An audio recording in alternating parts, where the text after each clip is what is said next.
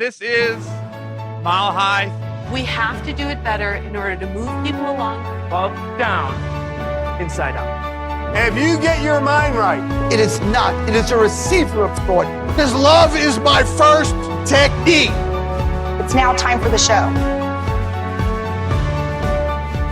Welcome to the Mile High Podcast. This is your host, Daniel Knowles, coming to you from an altitude of 5,280 feet in Boulder, Colorado, and well caffeinated for the day.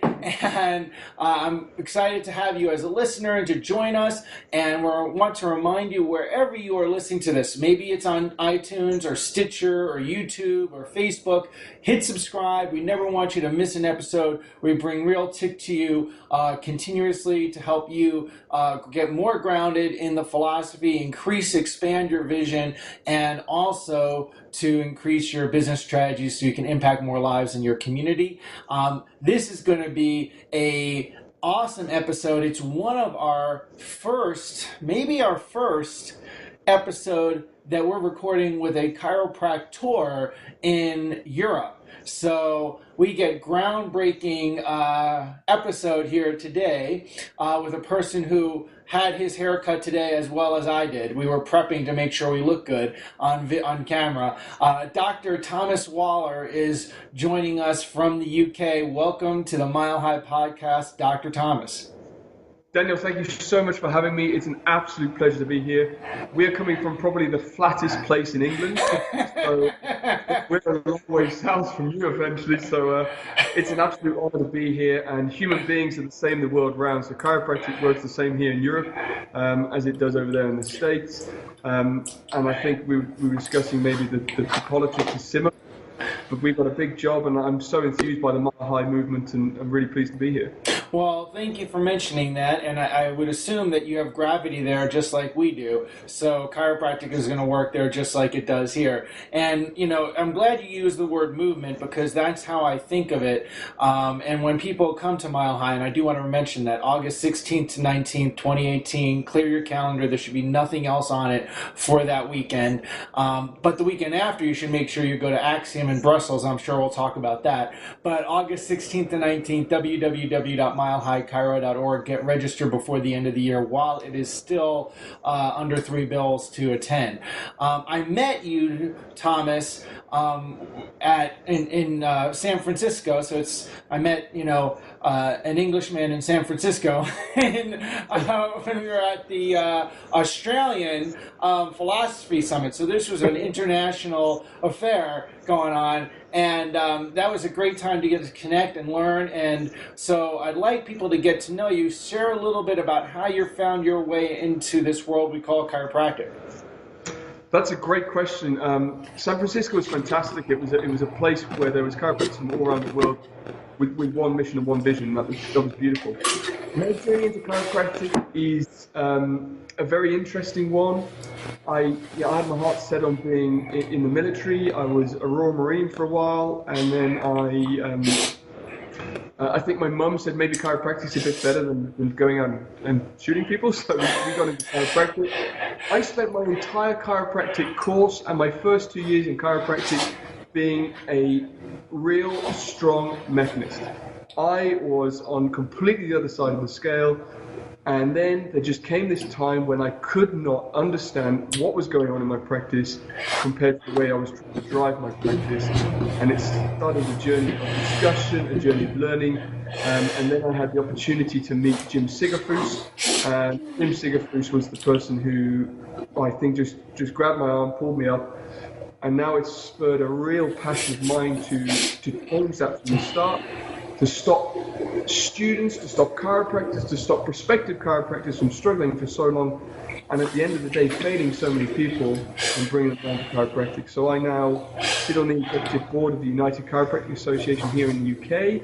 My job is the student liaison, so I spend a lot of time with the students. We have an open plan, thriving, high-volume practice here in Lincoln, and my passion is just to draw the best potential out of every single person that I possibly can. Awesome. Awesome. And you've got to love a chiropractor that has the major premise up in their office, which I can see behind you. And I appreciate the focus on students because they're the future. And chiropractic's future is either going to fail or it's going to thrive, and it's going to depend on them and what we teach them chiropractic is. Our practices are already flying well, and doing what they're going to do and going to keep escalating. However, if we don't help them get well seated and to be able to thrive and practice, it won't look pretty. So I very much, and that's one of the things we say in Mile High, is we're very focused on the foundation of chiropractic and its values and principles, making the present be as advantageous for all of us as possible. We've got to also have our eyes on the future, and that's the students, and we've got to include them as much as we can.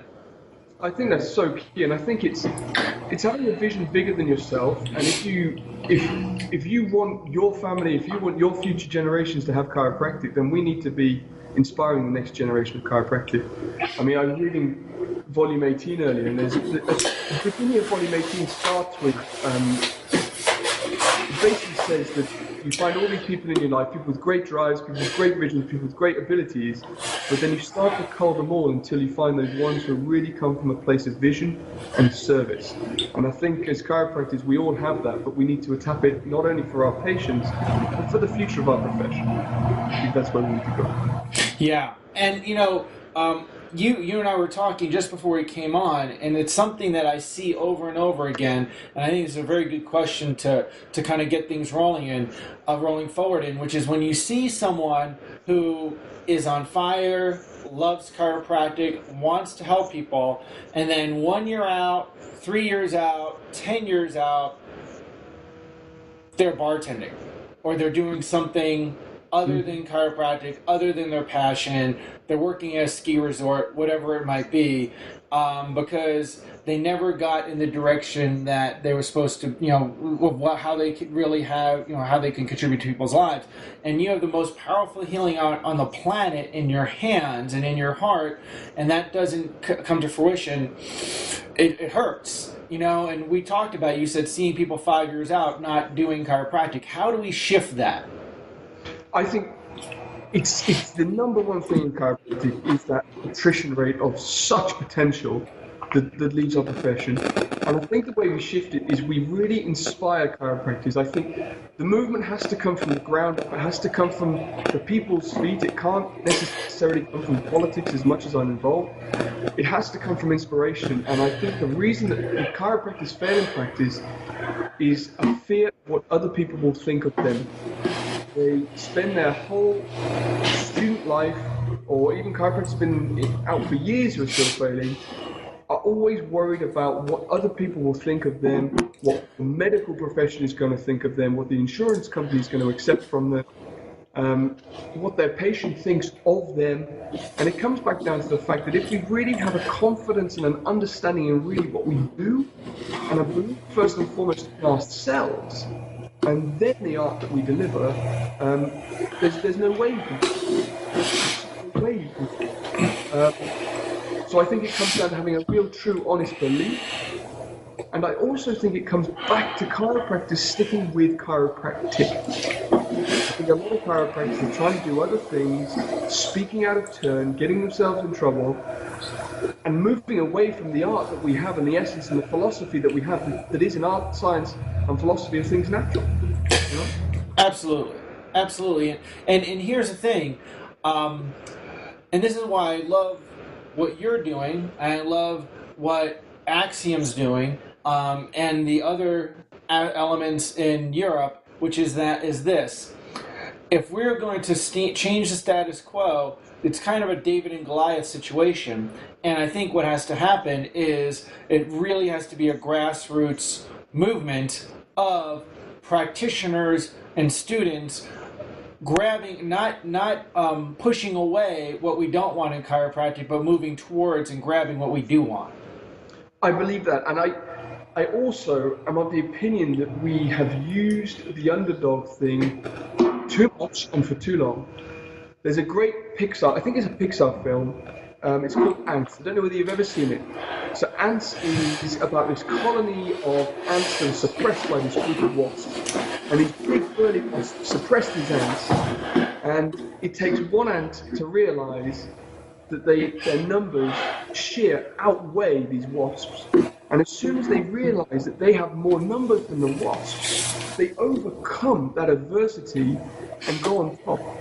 Now, this is exactly the same in chiropractic. If we stay focused on the practitioners, if we stay focused on the chiropractors, then yes, we do outnumber. But if we look at our centers, and if we look at our people, and the lives that we influence, and the communities that we create, we have far greater numbers than we ever believed possible. And if we use and motivate that to get chiropractic out, I think we're on. Absolutely. Absolutely. And the more you can help practitioners and students focus on keeping the main thing, the better it goes. Now let's talk about some things to help people in practice.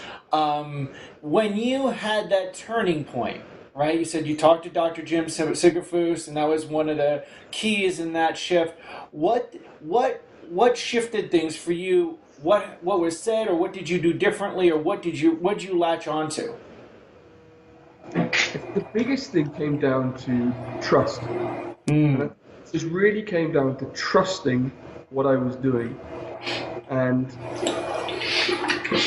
just delivering chiropractic and thinking that when we adjust, it's not in that moment that the body fixes, that the person gets well, but it's in that moment where the person starts to reach their potential. And in the time between, that's when we see results. And I think that has to be brought into education of our patients and education of our communities, that they are not coming to us like they go to someone for a pill.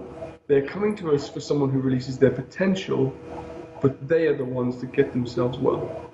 And I think it came back down to that pivot for me was trust and understanding, and that's what I've brought into my centers now is we teach everybody before they start care those understandings and elements, and I think that's what grows a huge practice.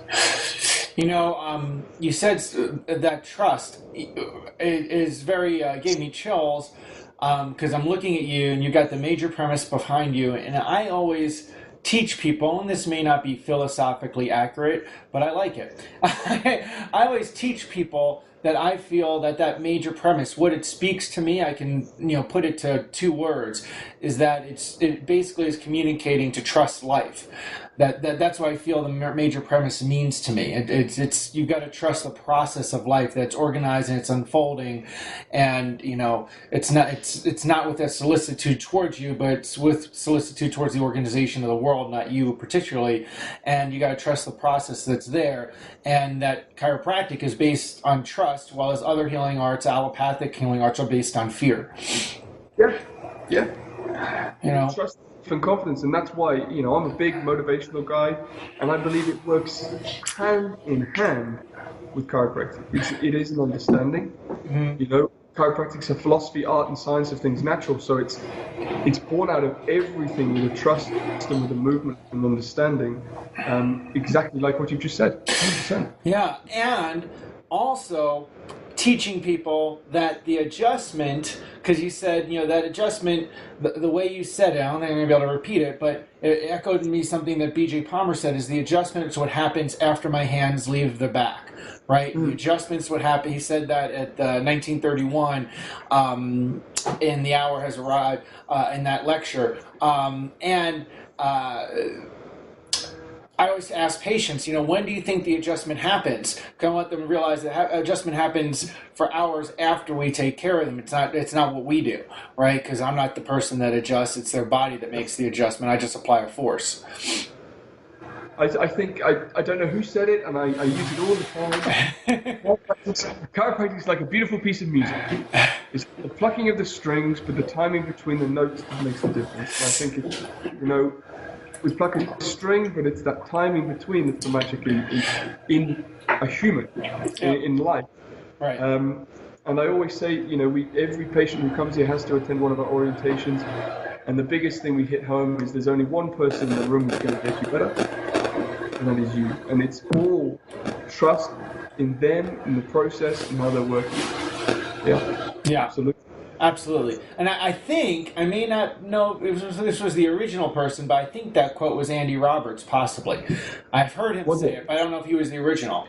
But I think he was credited with that. If not, I'm sure Sean Dill will correct me on that. But let's talk about Axiom. You guys started this great program up in Brussels. I'm very excited about it. I think it's bringing an incredible message, clear, coherent message of what chiropractic is to Europe. And I know you guys have worked really hard on it. Tell people a little bit about that. So Axiom was a movement started by Jonathan Verderami. He's based over in Norway. He's a fantastic chiropractor with a huge vision. Europe's got some great platforms, but we wanted to do something just a little bit different that was really chiropractic philosophy based. Unswerving from the principle, delivering a clear message on what we do, and also being open to the public. So Jonathan set this off. We started it in Brussels this year, and it was insane. It was really, really good movement, and you could just tell not only was the energy good in the room, but the content that people took home was so practical. It wasn't just a G-up, it was let's go home and let's do this.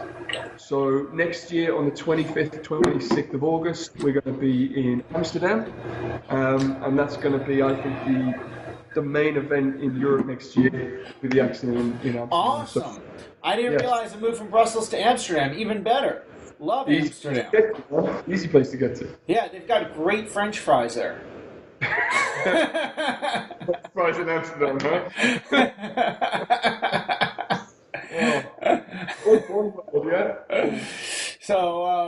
So anyway, now talking in practice, getting people to an orientation, having them do that. Let's get some nuts and bolts for people. Tell us a little bit about how you help people get to an orientation before care. Great question. Now we offer a 5-star service here, and orientation is a must-do. In our place, you cannot start care unless you've been to an orientation, and it doesn't matter if you come limping in here. So we get the patients, they call up to book their appointments.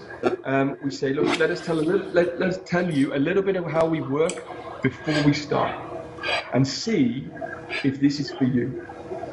So we then go through the process, and at the end of that, if they say, great, that's fantastic, let's get booked in, we book them in and we go. So they know where they're going from the start, they know they have to do it.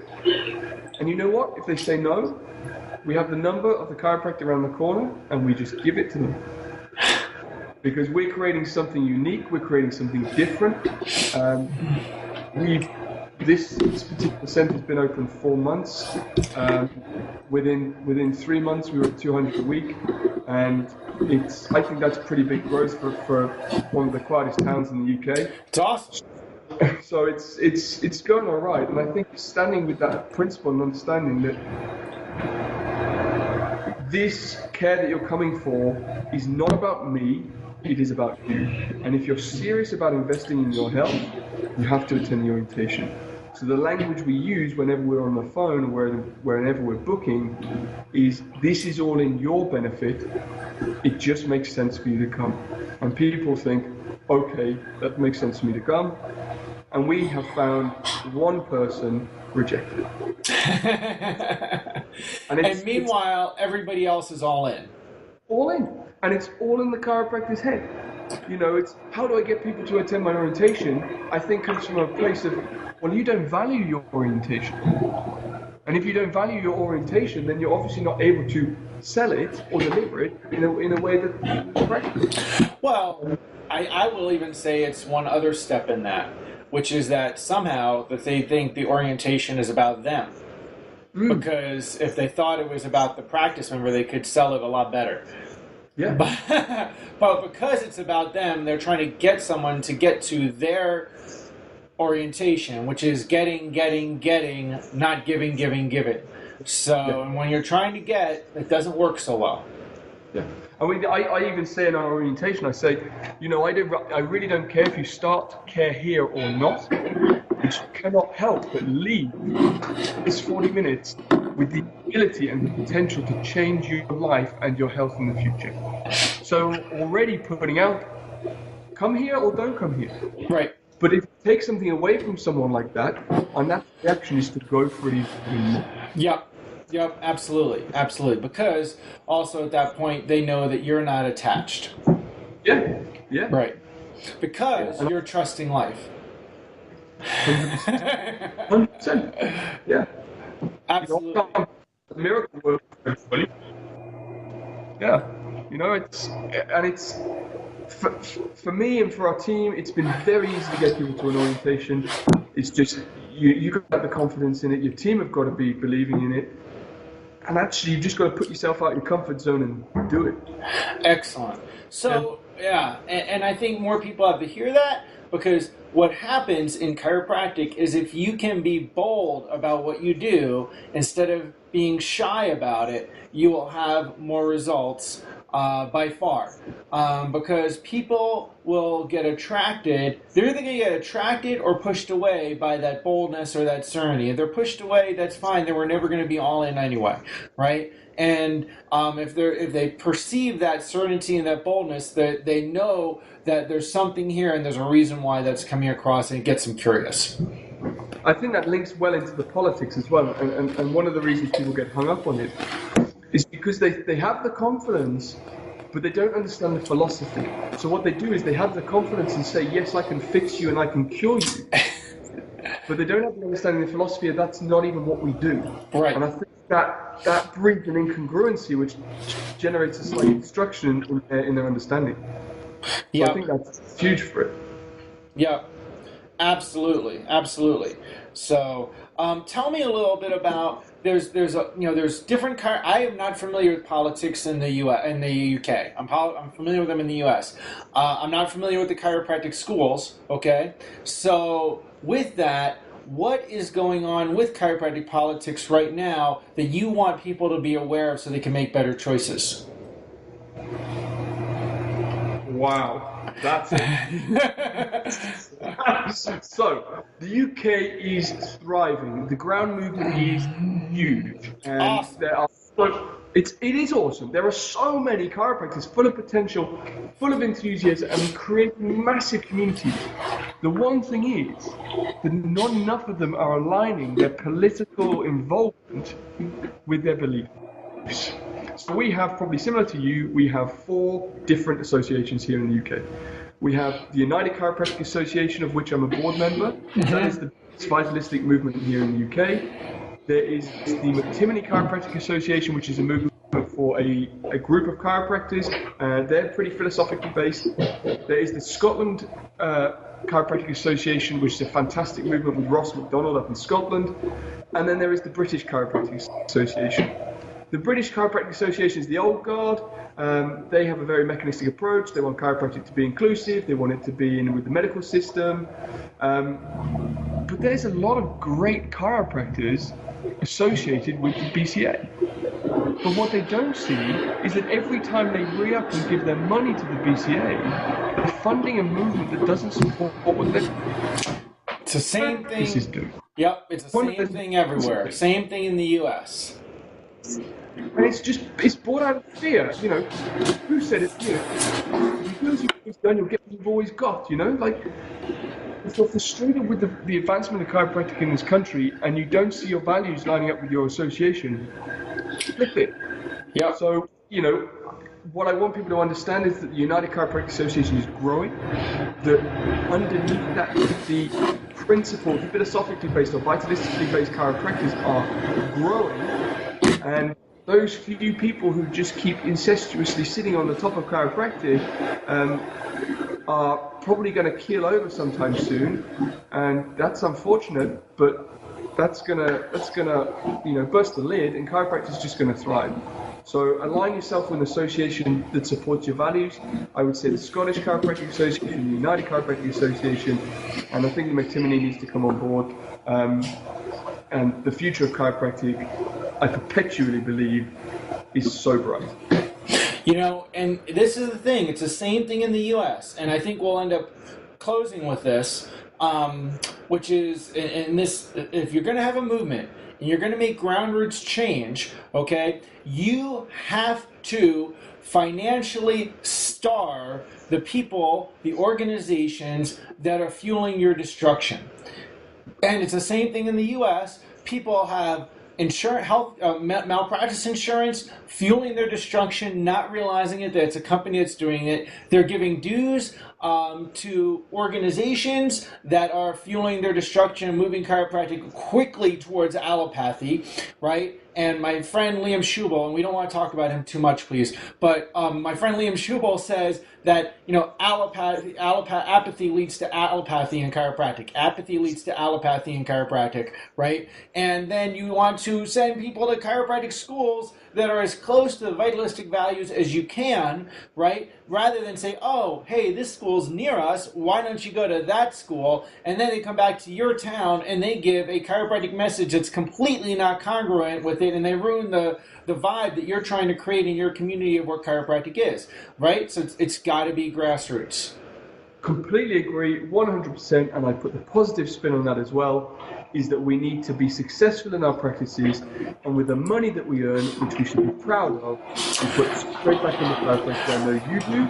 We run a philosophy night here every month. We pay for chiropractors' food, come here and grow, and we should really put our money where our mouth is, and then we can create a huge shift. And that's the same so important principle. My friend Bill Esteb said something. He said, the best revenge for your detractors is to be wildly successful. Right? So bring a clinic from 0 to 200 people a week in 4 months, be wildly successful, best revenge you can get. Yeah. And have fun doing it. Yeah. Have a lot of fun with it. Right. Well, thank you for taking your time to be on the Mile High podcast. Super appreciate it.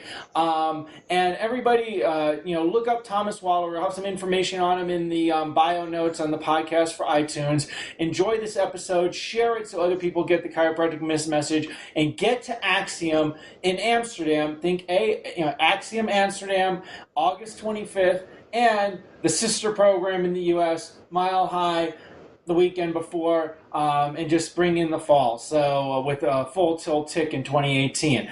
Thank you for taking the time, Dr. Thomas, and I really appreciate what you're doing in overseas there. Thank you. I really appreciate what you're doing too. All right.